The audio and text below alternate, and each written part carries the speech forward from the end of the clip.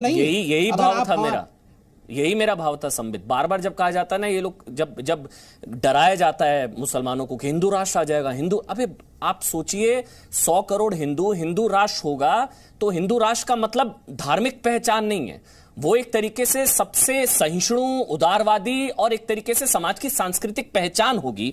लेकिन मेरा सवाल ना, जो एआईएमआईएम सपोर्टर हैं और वो पॉलिटिकल एनालिस्ट हैं, आसिफ सोहेल है मेरे साथ।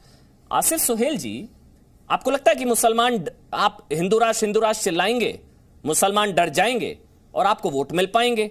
आसिफ सोहेल बोलिए आप, फिर अनुराग और हर्षवर्धन त्रिपाठी जी मैं आपके पास आऊंगा। देखिए, अब तक तो डराने का ही काम किया गया है।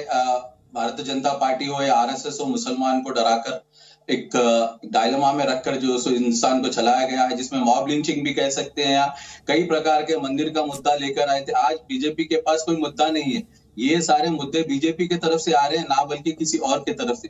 हिंदुस्तान का मुसलमान भी नहीं डरेगा, ना हिंदुस्तान का हिंदू डरेगा। सब मिलके इस भारत के लिए काम करेंगे, भारत की तरक्की के लिए आगे रहेंगे।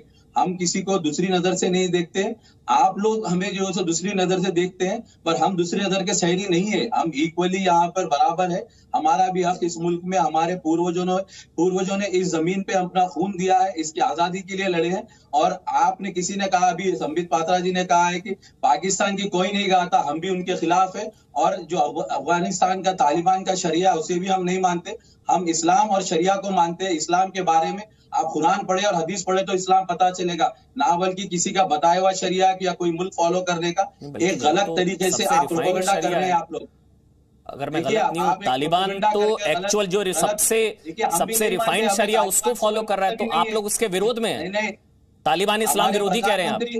नहीं, हमारे प्रधानमंत्री खुद जो सो बाजू मुल्क में जाके बिरयानी खाते हैं, ठीक है। जो मुल्क हमारे जवानों को मारता है, उनके पास जाके चाय पहुंच गए। एक मिनट टॉपिक पे रहते हैं, मेरी बात सुनिए। आसिफ सोहेल, हिंदू राष्ट्र चिल्लाएंगे, मुसलमान डर जाएंगे, आपको वोट मिल जाएंगे? ये है मेरा सवाल। ये मुल्क भारत और हिंदुस्तान कहलाता था और कहलाएगा।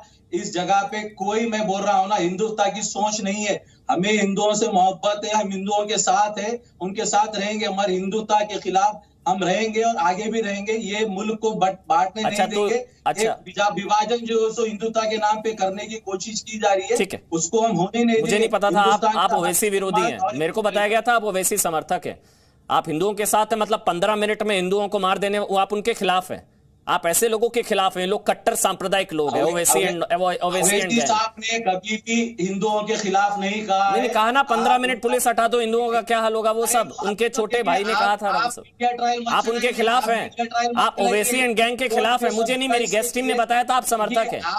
आप जज मत बन जाइए। आप एंकर है, आप एक मीडिया हाउस चला रहे हैं, आप एक सुप्रीम कोर्ट। आसिफ सोहेल, मुझे देखिए गलती हुई है कोई, मुझे मेरी गेस्ट टीम ने बताया था आप ओवैसी सपोर्टर हैं। आपकी सारी बातें सेकुलर है, आप ओवैसी विरोधी हैं। आपने बोला जो हिंदुओं के खिलाफ बोलता मैं उसके खिलाफ हूं। उन्होंने बोला 15 मिनट पुलिस हटा दो, हिंदुओं का क्या हाल होगा? 15 करोड़ वर्सेस 100 करोड़। अब वो कह रहे हैं कि हिंदू राष्ट्र बन जाएगा, हिंदुओं से डरो। तो आप किसके साथ हैं? आप ओवैसी विरोधी हैं? आप कुछ भी लो, आप बोल लो ना, आप लोग विरोधी हो। आप लोग मुसलमान के विरोधी हो, आज मुल्क के विरोधी हो, आप हिंदुस्तान के विरोधी हो। आप मुझे नहीं बोल सकते ना, आप खुद विरोधी हो। दूसरों को क्यों ब्लेम कर रहे हो आप? अवैसी साहब ने कभी भी मुसलमान हिंदुओं के खिलाफ कभी कहा है? आप बोल लीजिए, मेरे को कंफ्यूजन हो गई है। मुझे लग रहा था ये ओवैसी के सपोर्टर है, ये ओवैसी विरोधी निकले। आप ओवैसी के खिलाफ बोल रहे हैं, मुझे नहीं पता था, मेरी गलती है।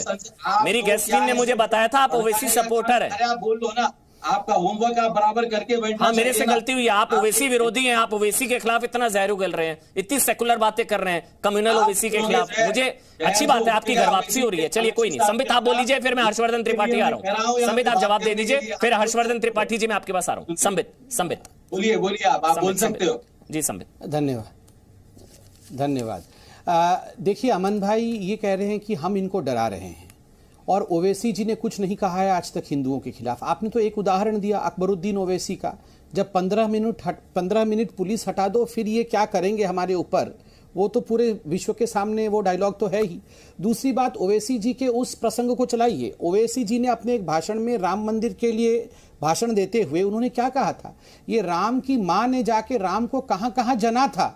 आप सोचिए, भगवान राम की मां के लिए जिस प्रकार के शब्दों का प्रयोग ओवैसी जी ने अपने भाषण में किया था, उन शब्दों का प्रयोग तक मैं यहां नहीं कर सकता। और ये हिंदू राष्ट्र, और यहां पर देखिए, यही ओवैसी जिसने नहीं, हिंदू राष्ट्र काहे का हिंदू राष्ट्र मेरे साहब, ये तो हिंदू, आपने बिल्कुल सही कहा है, हिंदू शब्द इस्तेमाल करने में आधे हम ही लोगों को शर्म आने लगी है। इस देश का विडंबना है कि हिंदुओं को भी हिंदू शब्द इस्तेमाल करने में शर्म आती है। तो हिंदू राष्ट्र कैसे बन जाएगा अगर हम स्वाभिमानी ही नहीं बनेंगे, हमें अपने कल्चर के ऊपर, संस्कार के ऊपर, संस्कृति के ऊपर गर्व ही नहीं होगा, गौ माता की रक्षा करनी है, ये बोलने में हमारे जीभ कांपने लगते हैं, हमें लगने लगता है कि हम रिग्रेसिव कहलाएंगे, तो कैसे हिंदू राष्ट्र हो जाएगा। ये ओवैसी जैसे लोग ही जिन्ना वाली राजनीति पुनः करते रहेंगे। अभी उनके प्रवक्ता बोल रहे थे कि हिंदुत्व के नाम पर विभाजन इस देश का हम नहीं होने देंगे। कभी हिंदुत्व के नाम पे विभाजन हुआ है पूरे विश्व में आज तक? कभी हुआ है विभाजन? जहां भी हुआ है इस्लाम के नाम पे ही हुआ है। जिन्ना ने किसके नाम पे विभाजन किया था कि मुसलमान डरा हुआ है, मुसलमान को एक नया कौम चाहिए, मुसलमान को नया कौम दिया गया। विभाजन कभी भी हिंदुइज्म के नाम पे नहीं होता है, वो सबको लेकर चलता है। और मेरे भाई जो AIMIM से आए हैं, उन्होंने कहा आप हदीस पढ़िए, आप कुरान पढ़िए, तो आप असली इस्लाम को जानेंगे। मैं उन्हें निमंत्रित करता हूं, आप महाभारत पढ़िए, आप गीता पढ़िए, आप रामायण पढ़िए, आप वेदों को पढ़िए। अनादि काल से वेद चले आ रहे हैं, अनादि काल वाले उस वेद और शास्त्र को पढ़िए, आप जानेंगे असली मायने में इंक्लूसिवनेस क्या होता है, सबको लेकर सर्वांगीण विकास के साथ एक सभ्यता को कैसे चलाया जाता है। हिंदुइज्म शब्द कहीं नहीं है, ये सनातन है, जो हमेशा था और सर्वदा रहेगा, वो सनातन आप समझ पाएंगे। आप वहीं से आए हैं, आप वहीं से आए हैं, आप सनातनी थे। बीच में आपने अपनी पूजा करने की पद्धति बदल दी है, मगर इस मिट्टी की खुशबू, जो मिट्टी का खुशबू आपके DNA में है, क्या आप उसे हटा सकते हैं?